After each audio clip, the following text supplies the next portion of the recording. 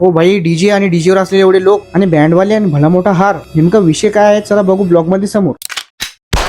तर सर्वांना जय श्रीराम. तर आज सकाळी सकाळी आम्ही निघालो रिझल्ट बघायला. रिझल्ट म्हणजे मेकरच्या नगरपालिकाच. आता तुम्हाला वाटत असेल एवढ्या दिवसाचा ब्लॉग का नाही आला, कारण की कामाचा असलेला लोड आणि एडिटिंग साठी लागणारा टाइम यामुळे आपले ब्लॉग जरा कमी पडते. आणि आज मेकरच्या दुकाना पण बंद होत्या आणि रिझल्ट होता क्रीडा संकुलांवर. आणि गाड्यामुळे कोणाला तकलीफ होऊ नये म्हणून काही अंतर अलीकडेच आपल्याला गाडी पार्क करावी लागली आणि तिथूनच समोर आपल्याला पैदल जावे लागणार. आणि मग इथे येतात लोकांची गर्दी होती आणि तेवढ्यातच लागले फटाके फुटायला. आता फटाके का फुटत आहे मला काहीच विषय माहित नव्हतं, म्हणजेच की कोण निवडून आलं कोण नाही आलं. आणि तेच बघण्यासाठी मी जेव्हा लोकांना विचारलं तर भाई लोक तर आपल्याच धुंदीत होती. त्यामुळे म्हटलं आपणच जाऊन बघू. आणि समोर जातात चालू होते बँड वाजणं आणि तिथं बघता बघता चांगलीच गर्दी जमली होती. आणि त्या गर्दीतल्या लोकांनी उचलून धरलेले किशोरभाऊ, म्हणजेच की किशोरभाऊ नगराध्यक्षपदी निवडून आले. आणि तेवढ्या समोर जात नाही तर व्हिडिओ राहिला एक बाजूला, माझ्या डोक्यावरतीच गुलाल टाकून दिला. आता गुलाल टाकल्यानंतर पूर्ण कपडे तर खराब होणारच आहे. जाऊ द्या म्हणलं, जे होईल ते होईल, आपण एन्जॉय करून घ्या. आणि त्याच्यापेक्षा जास्त एन्जॉय करत असलेले हे लोक, म्हणजेच की या क्षणापासून आपल्या विजय रॅलीला सुरुवात झाली. आणि गाड्या समोर उभ्या असल्यामुळे तिथपर्यंत सर्वांना पैदलच जावे लागणार. आणि कार्यकर्त्याचा मान ठेवत किशोरभाऊ खाली उतरले आणि माझ्यामुळे कोणत्याच कार्यकर्त्याला तकलीफ होऊ नये म्हणून ते गाडीपर्यंत पैदल चालत गेले.